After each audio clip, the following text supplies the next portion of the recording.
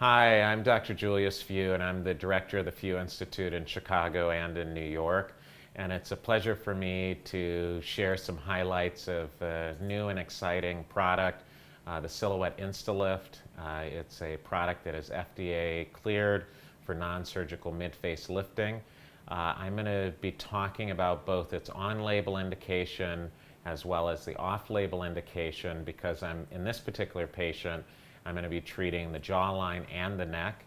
And the Silhouette Instalift procedure is novel and I think is a big jump in technology because of the fact that it is made up of polyallactic acid, which makes it completely biodegradable, whereas the previous generation of suture suspension devices were made up of a permanent suture material. This is fully absorbable, so it gives us a lot of versatility for treating non-surgically the face and the neck. But really, I think in another way, this is a dynamic improvement in non-surgical technology because it's engineered as a bidirectional suture. So I'm going to demonstrate really what that means clinically to us as treating plastic surgeons, dermatologists, and facial aesthetic specialists, kind of how we can integrate this into our practice and really mixing with neuromodulation and fillers, we can really create a pan-facial rejuvenation. So with that, I'm going to kind of talk a little bit about this lovely lady. And so she, I think, illustrates a number of facial aging components that we can nicely address. But for the silhouette, really the area that I like to target, and I'm going to have her turn, is I look at three primary areas: the neck, the jawline, in particular the jowl, and then the mid-face. And I believe that with strategic use of the sutures, we can actually cause an improvement that can be quite significant. So with that, what I like to do, and I don't always mark, but for the sake of illustration, I'm going to mark a couple of points that I feel are clinically relevant. Our point of movement for the jowl, in my opinion, is right here. So really just at the level of the vertical line that is marked by the pre-jowl sulcus. So we have the pre-jowl sulcus, the post-jowl sulcus, and then obviously the jowl. So that component here is what I want to see move back. And so not only is it moving back, but we want to see a component moving up. And when we get the back and superior movement, we can see that we start to affect a change in the neck. So it's this movement that translates to here.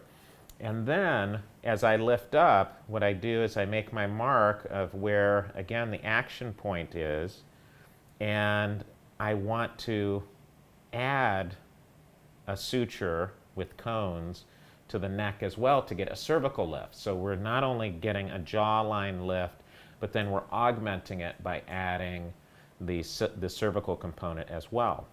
Now as we move up to the third zone that I mentioned, which is just at the level, really the mid-level of the nasolabial fold, this is my next point of movement that I want to see pull back. And so typically, because of the nature of the cones, we want to come out just anterior, typically 5 to 7 millimeters anterior to the point of movement. That way we know that we're going to seat our cone, our last cone, at this level to have optimal lift and repositioning. And so again, the same is true right here. And so I'm above the level of the thyroid cartilage. I'm below the submental crease, and that will give me my cervical component. Now, the sutures come with rulers that allow for measuring depending on what cone length we're using. For her, I'm going to use a series of 8 cone sutures for the lower face and the mid face, and then I'll use a 12 cone suture for her neck. And if I feel that one 8 cone suture for the mid face is not enough, then we'll place 2 or even 3 to augment the lifting component. So to begin with, because I'm going to use an 8 cone on the jawline here, the rulers actually come with a little grid that defines the 8, 12, and 16 cone sutures, and then it allows for you to simulate how far on the ruler you need to go to make sure that the cones are not piercing the skin. And then with that, in this case, because I'm going to use an 8 cone, which is this top suture, I'm going to go at 6 centimeters from the exit point in the vector direction that I want. So I know that I want it to lift in this direction. So I lay the ruler at 6 centimeters right there, and then allow for the skin in that direction to meet my 0 point, which is right here. So now we know we're going in this direction. This is the vector of movement,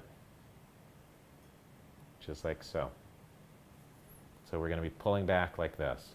Now for the mid-face, again, 6 centimeters, repositioning.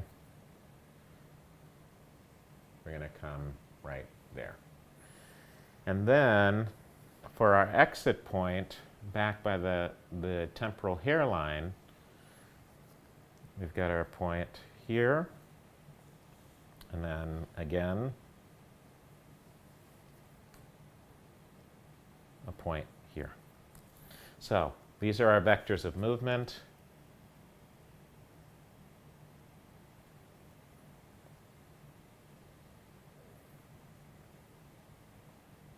Like so. So we're doing this effect.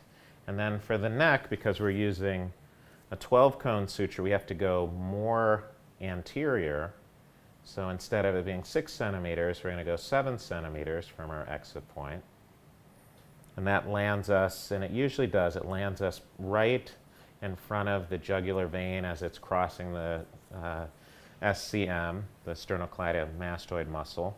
So we're going to be just anterior to the vein, and then at the 0 point, come up into the mastoid region.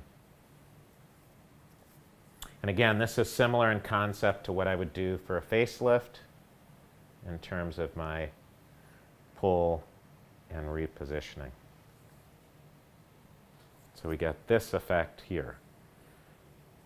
Okay? So this defines our rejuvenation plan.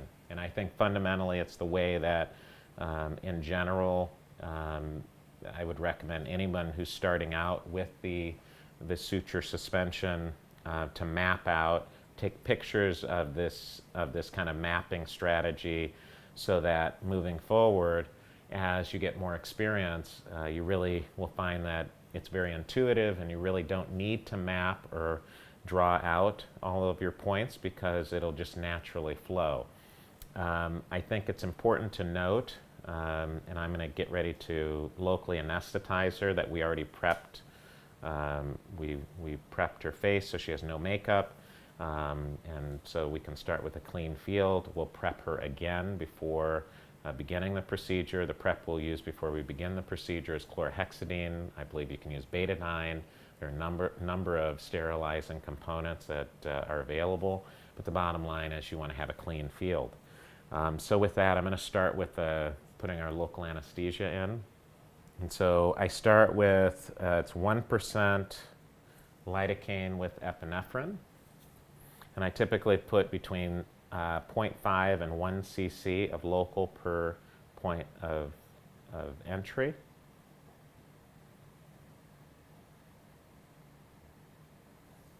And it's just in the sub-Q space. Just breathe through it. There we go. Good.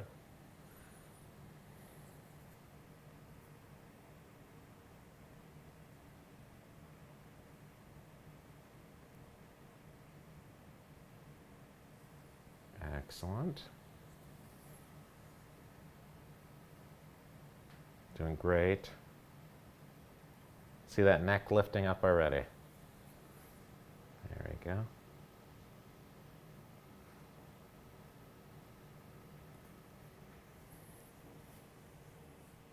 Almost done with the numbing.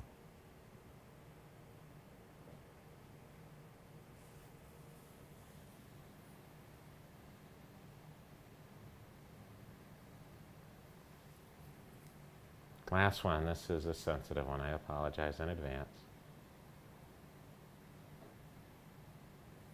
Okay, that's it for that side. You okay? Good.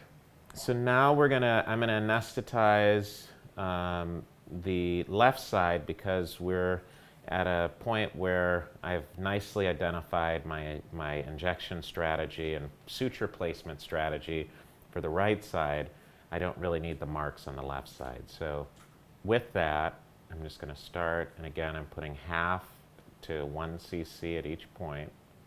I think it's important to note, and you probably already picked up on it based on the right side, that I'm not putting any local in the actual track. And the track where the suture is placed, it's important not to put local there because we don't want anything that will potentially cause unnecessary bruising, swelling, and even more importantly, actually putting local in makes it difficult to assess being in the right level. So this suture really is designed to be placed just deep to the dermis.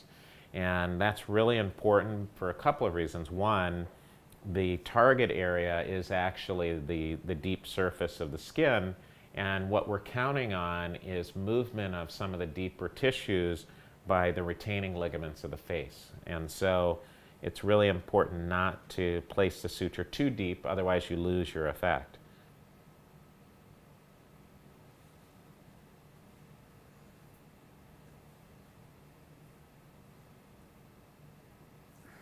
Doing great.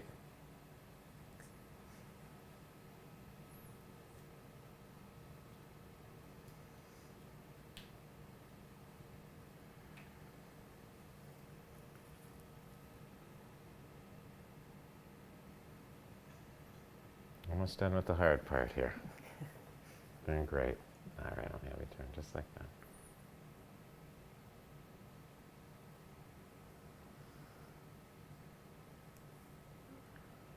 Okay. Get your breather. One last one, and then we're done.